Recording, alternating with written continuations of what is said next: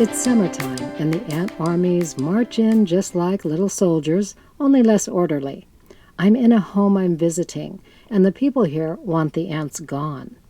Clear communication begins with the queen when I tell her I'm not in charge of the poison in this house, and it's designed for workers to carry it back to your nest and kill the entire colony there.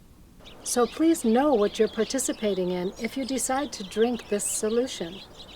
The team is diligent at keeping counters clean and wiping up drops that attract the ants and taking garbage out several times a day. But meanwhile, I make an offering of some of their favorite foods outside: chicken nuggets and deviled eggs. And the counters are clear for a week. Some days it seems as if it's all under control, but other days they come on in and try to camp out, flirting with a crumb of meatloaf or something.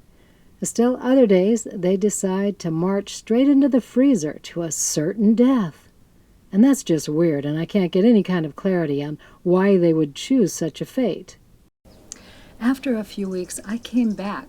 My heart sang because there was only a few ants in the house, and that was definitely doable. But much to my dismay, the exterminator had already been called, and he was on his way. I beseech the ant queen, go deeper underground. The poison is coming. I was so distressed, I had to flee the house. The exterminator reported that he'd found the anthill, the main anthill, right under the kitchen, under the house. He had doused it with poison. I felt terrible.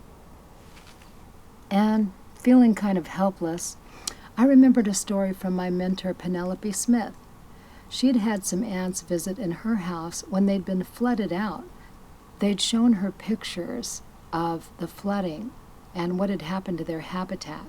She told them she would feed them while they recovered, and she sent them images of higher ground where they could build new colonies.